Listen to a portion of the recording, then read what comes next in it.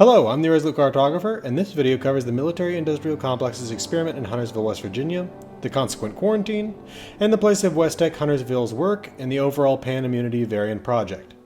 This story is contained in 5 parts. First, we're going to start off with the real-world town of Huntersville, West Virginia, and instead of doing one of my typical What Happened To videos on Huntersville, I'm going to cover the small amount of information that I found on real-world Huntersville here.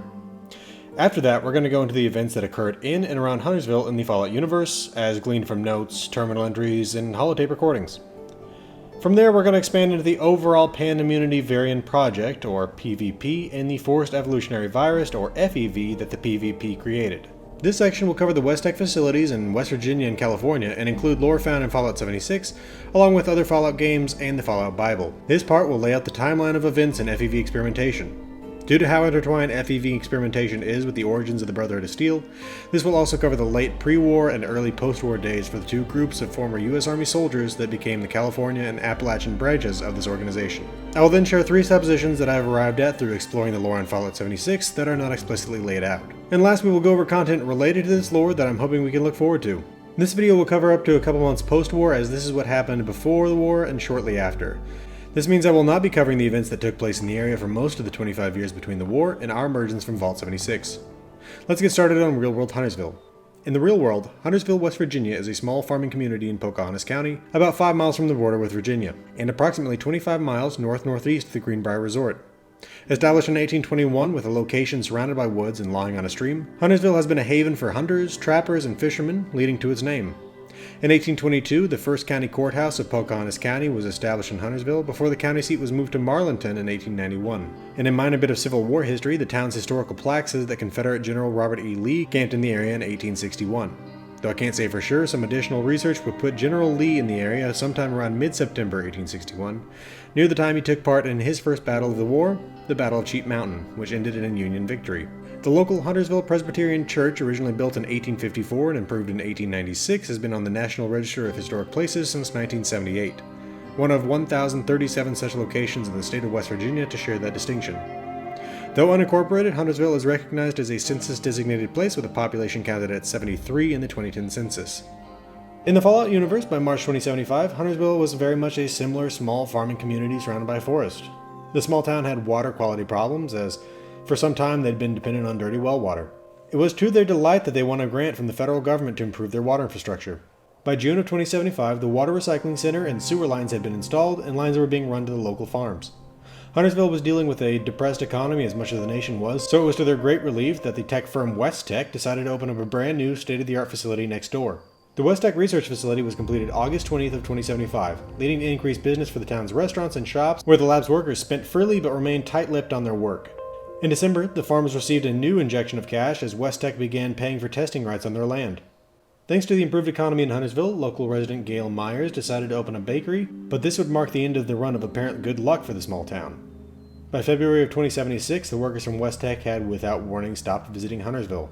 As business in the town slowed dramatically, the work on Gail Myers ground to a standstill as the workers fell ill with some unknown flu-like illness alongside many others in the town. The local farmer, Thomas McDevitt, knowing that WestTek, partly a biotech company, likely had doctors on site, and at Gail Myers' request, drove over to the lab. While doctors would come, Thomas was never seen in Huntersville again. Over the next 3 months, the health of people in Huntersville progressively worsened. By May of 2076, Gail Myers noted how her neighbors were strangely losing their hair, and even more concerning, their skin was tinted green. The WestTek doctors told everyone not to worry, they were just experiencing a rare flu strain, but Gail Myers didn't buy that explanation. She wanted to go elsewhere for help, but with Thomas McDevitt missing, she didn't know to whom to turn. The illness in Huntersville continued to change the residents over the next 4 months. In September, as their skin continued to green, their bodies began to deform in strange ways. West-Tek quarantined the residents in their own homes, placing armed guards and gas masks in the town to prevent the spread of the illness.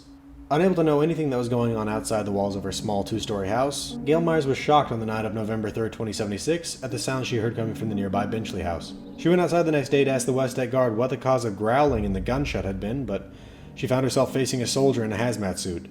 Just that morning, November 4th, 2076, the Army's 12th Mountain Division had rolled into town and set up a town-wide quarantine. All of the individual quarantined houses of Huntersville were now surrounded by a cordon sanitaire of chain-link fence, barbed wire, and checkpoints in, out, and around town. Though she couldn't see it from her front door, a tank had even been brought in and parked at the eastern entrance of town. The soldier told Gail Myers to go back inside. She complied, but she found her husband's old shotgun and loaded it. Though she had been confined in her house these many months, she now began to display the same symptoms of the other sickened residents of the town. The Army's first night in Huntersville was a bad one. Sergeant Tabor arrived with a squad of men at the Sherman house, home to Darlene Sherman and her young son Dalton. When Miss Sherman opened the door, Sergeant Tabor laid forth the reason for his visit. The Army and West-Tek were taking her son into custody. Miss Sherman refused, but the soldiers entered anyway. In an effort to fight off the home invasion, Darlene grabbed a knife off the kitchen table and was immediately shot by a jumpy private. Darlene Sherman left the house in a body bag. Her son, made physically deformed by the illness in Huntersville, was loaded up by West-Tek, growling like an animal the whole time. The situation in town degraded rapidly in the aftermath of the incident.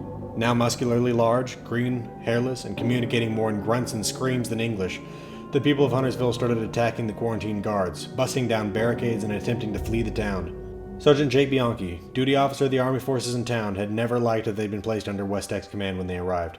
Watching the people of Huntersville lose their minds, he began to suspect that West-Tek wasn't the cure for the illness, but the cause of it. On November 7, 2076, Sergeant Bianchi started looking for the truth. 2 days later, he was sitting in the Army command outside Huntersville, charged with gross misconduct, dereliction of duty, and insubordination with a court-martial on the way. Sergeant Orlando Garrett took Sergeant Bianchi's post, and he was sure to provide West-Tek with anything they needed. Though he would never know it for sure, Sergeant Bianchi was right. The madness of the situation in Huntersville is compounded by the fact that the original goals of West-Tek were good. To borrow a phrase, the road to Huntersville was paved with good intentions. To really understand what happened in Huntersville, we need to go deeper into what West-Tek was before the war, and the larger scope of the experiment that took place in this small, isolated town. West-Tek was one of the premier defense contractors utilized by the United States government. It was responsible for an incredible amount of R&D for the United States war machine in the fight against the Communist Chinese. A quick note, like I said before, most of this information comes from other Fallout games, and some of it comes from the Fallout Bible, which is likely lore, but not all parts have been 100% confirmed. West-Tek had two main divisions. The Advanced Weapons Division was responsible for the X-277 magnetic rail cannon, the military laser, power armor chassis, T-45 and T-51 power armor suits. The Nuclear Biological Chemical, or NBC Division, was contracted in 2073 to work on a general immunization effort. This was in response to increased use of biological weapons by China. The government wanted a cure for all disease, and that was West-Tek's original goal. It's time to go into how that goal could be corrupted and of killing 120 plus civilians in Huntersville. On September 15, 2073, the Pan-Immunity Virion Project, or PvP, was formed. If you're wondering what a Virion is, you're not alone. I found the following. Virion, pronounced varian or virium, is the infectious form of a virus as it exists outside the host cell, consisting of a nucleic acid core, a protein coat, and in some species, an external envelope. In 2075, the scientists of the PvP decided that altering DNA to make humans immune to disease was the proper route going forward. On March 21, 2075, after a successful test on single-celled organisms, the Pan-Immunity Virion was renamed the Forced Evolutionary Virus, or FEV. At the time, no success had been found working with plant cells, so further plant tests were cancelled. Experiments on flatworms on May 9, 2075 revealed an increase in size and resistance to viral contagion that was carried on to subsequent generations produced asexually. On June 30, 2075, experiments on white mice revealed increased size, muscle density, and apparently even increased intelligence. I should mention at this point that this initial research was performed at the California West-Tek facility before the West Virginia facility was completed.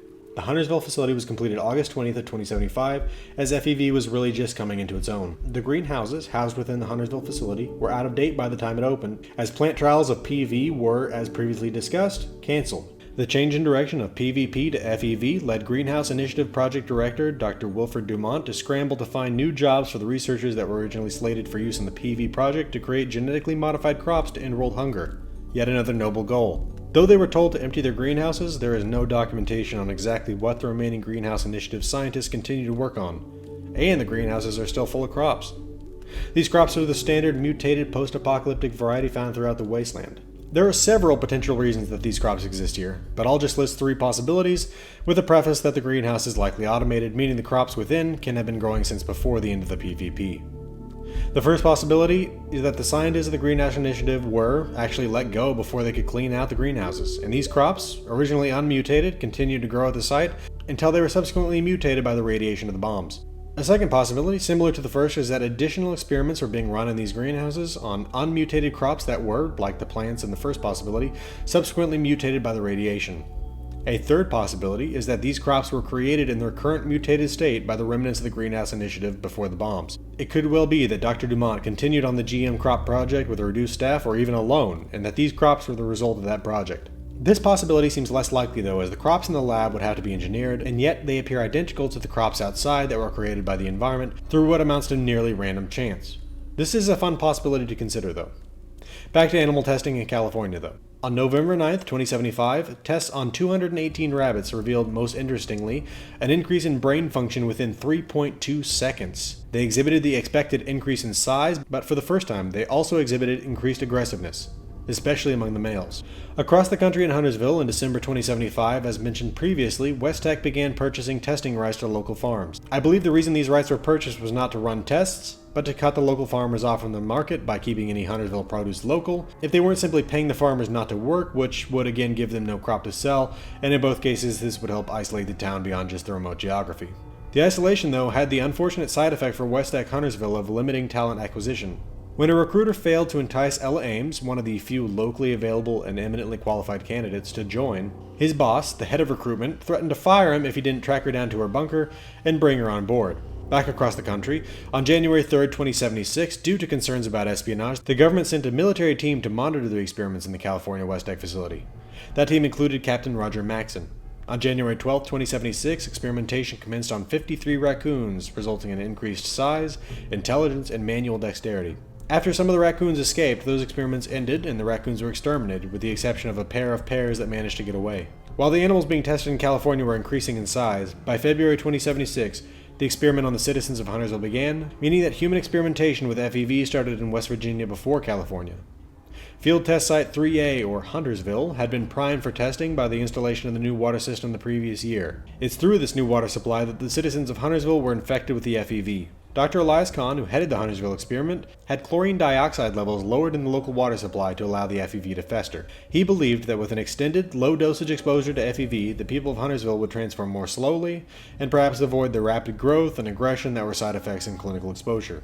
Clearly, though, from Gail Meyer's last terminal entry that was filled with a multitude of typos about pain and confusion she was experiencing, things did not go quite according to that plan. On May 13, 2076, as the people of Huntersville were balding and greening, 23 different breeds and mixes of dog underwent testing in California. These tests resulted in increased size and aggressiveness, but no apparent increase in intelligence. In the aftermath of the dog tests, a new variety of FEV was produced in California.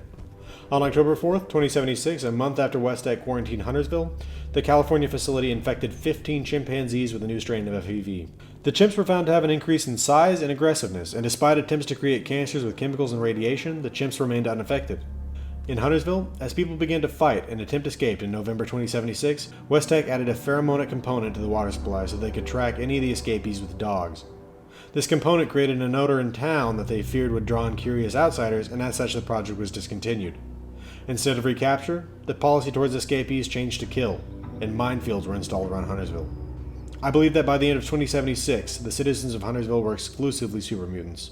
On January 7, 2077, all FEV research in California was transferred to the Mariposa military base, including the personnel of the security team, which is how Captain Roger Maxson ended up at the military base when everything came crashing down later that year. WestTek in California and Appalachia now started down their final paths, both utilizing FEV but for very different goals. While Mariposa military base worked to create super soldiers, Huntersville worked towards the goal to, quote, push FEV to its practical limits, end quote.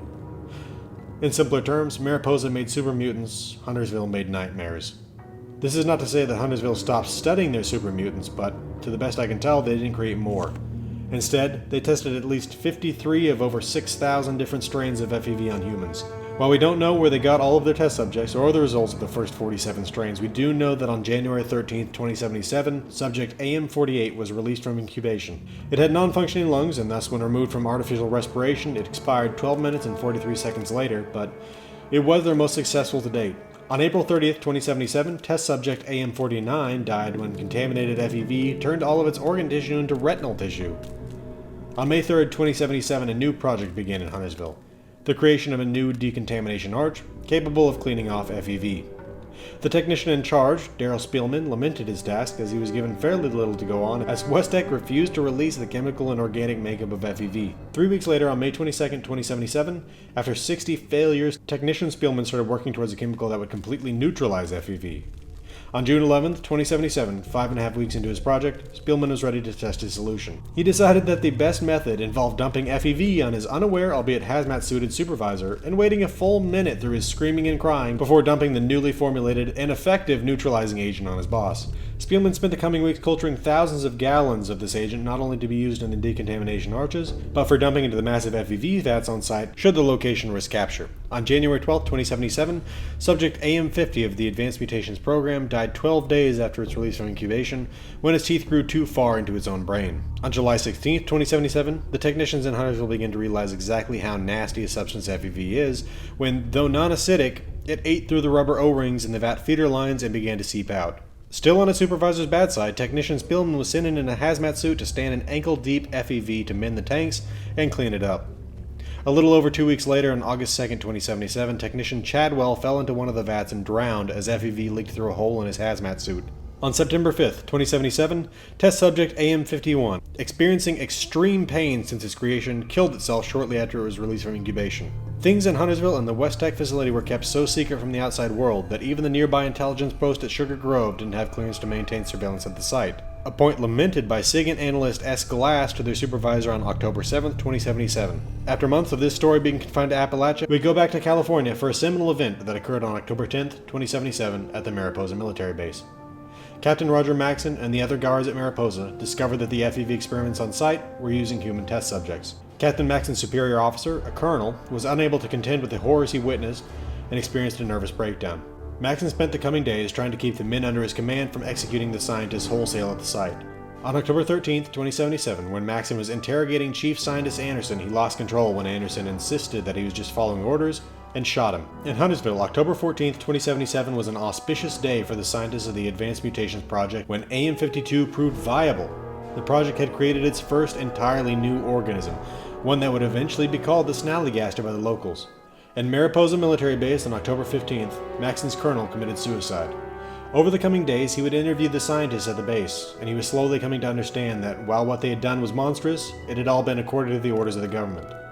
On October 20th, 2077, Maxson called the military on the radio, declaring his unit to be seceded from the Union. The next day, October 21st, 2077, over 2,000 miles away, Lieutenant Elizabeth Taggarty and Taggarty's Thunder arrived in Appalachia for war games and promised R&R in the aftermath. 2 days later, October 23rd, 2077, AM53, the second viable species created by West-Tek Huntersville, grew too large for containment and was placed on a truck to be shipped to a more appropriate site. At 9:47 a.m. in Appalachia, the old world came to an end as Chinese nukes dropped across the countryside. Near Spruce Knob Campground, Taggarty's Thunder broke off their wargame actions and took shelter in a small cave. Captain Maxson and his unit sheltered within Mariposa, miraculously not struck by the bombs, though the West-Tek facility they'd been stationed at earlier that year was. As the truck loaded with AM53 traveled through Grafton, West Virginia, the flash of a nuclear detonation blinded the driver, causing him to swerve off the road and crash. Moments later, when the blast wave struck the truck, AM53 escaped, becoming the first Grafton monster. At the West-Tek facility in Huntersville, technicians Worth and Spielman sheltered in place while waiting for orders. Their boss, Supervisor Bardwell, departed for the Army Command in Huntersville looking for orders from top brass, but never returned. On October 27, 2077, Captain Roger Maxson, his soldiers, and their families left Mariposa behind and headed for the Lost Hills bunker. 2 days later, on October 29, 2077, Elizabeth Taggarty and Roger Maxson, friends before all of this, made contact for the first time since the bombs. Taggarty was initially hesitant to communicate with her old friend, having heard that he had turned traitor. Maxson worked to convince Taggarty that America was a thing of the past, and no court-martial would result from them talking. He told her that he needed someone in Appalachia. On October 30, 2077, technicians Worth and Spielman dumped the neutralizer in the FEV vats and headed out the doors together. On November 4, 2077, Lieutenant Taggarty, having spoken more with Captain Maxson, and additionally hearing through radio chatter that there was a lack of chain of command, decided America had indeed fallen. She made up her mind to leave Spruce Knob with her men under the cover of the next storm and make for an old Free States training camp that would one day become known as Camp Venture. She and her men would eventually tour the West-Tek facility and be scarred by the macabre sights they found there. 2 months later, on January 3, 2078, in what must have been the dead of nuclear winter, AM52, the Snallygaster, broke containment and fled the facility. The project that had begun with a dream of an end to hunger and disease had ended in man-made monsters and monstrous men in a world burning with nuclear fire. Now that we've covered the recorded events that we can check notes, terminals, and holotapes to corroborate, it's time for some estimation and some speculation. Speculation Part 1. I believe the so-called rural development grant that provided Huntersville with its brand new water system was secretly part of the PvP/FEV testing, and it was installed only because it was required as the delivery method for what would be FEV into the citizens of Huntersville. First, prior to the installation of this advanced water system in Huntersville, the water-based delivery method of FEV would have been impossible. Second, the water system installation started January 2075, and the West-Tek facility was finished August of 2075. Third, West-Tek had access to the local water supply and was capable of turning down the concentration of chlorine to allow the permeation of FEV through the water. And fourth, the water supply of Huntersville had a water recycling unit. While I don't know how common those are in the Fallout universe, they are rare in our universe. This would help to keep the FEV-infused water local without having to worry too much about it leaking out from Huntersville. Further, I believe that the water-based FEV testing was done under the auspices of Thomas Eckhart's United States Department of Agriculture and the National Water Enhancement Initiative. I'll lay out the following evidence and you can decide. First, the USDA's National Water Enhancement Initiative was, according to a list of USDA active research projects found in Senator Sam Blackwell's bunker, quote, developing food additives that can be deployed in local water systems to enhance well-being across citizens of the United States, done in conjunction with the Department of Defense, end quote. Second, when Secretary of Agriculture Eckhart turned Appalachian Enclave President Eckhart was looking to trick the DEFCON system and was looking for ways to create a staged invasion, he sent a team to investigate the site. He later told Major Ragner's daughter, quote, I know what WestTek was working on, Major, end quote. These 6 things tell me that the USDA's National Water Enhancement Initiative was the project under which the Huntersville experiment was carried out and funded. The callous nature with which the innocent people of Huntersville were experimented upon is unconscionable.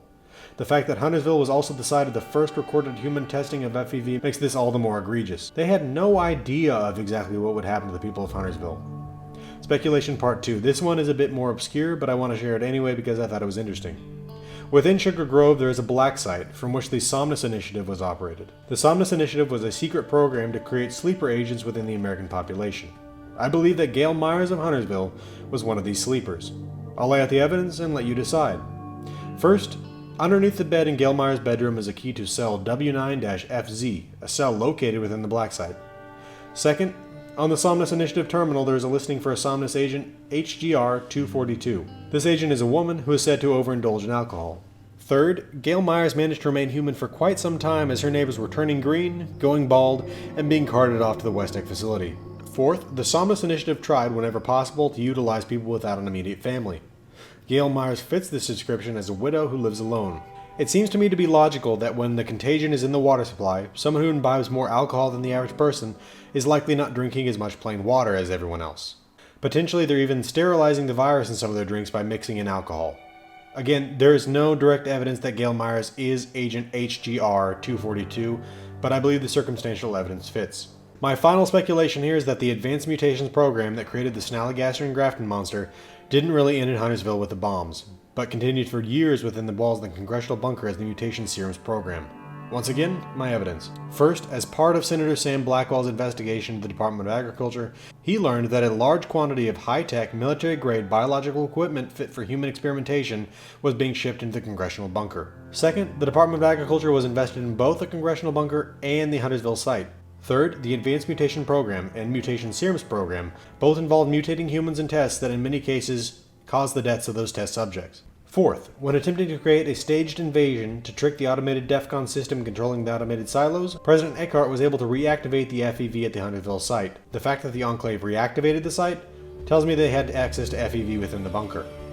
Like before, the evidence here is circumstantial, but I believe it tracks.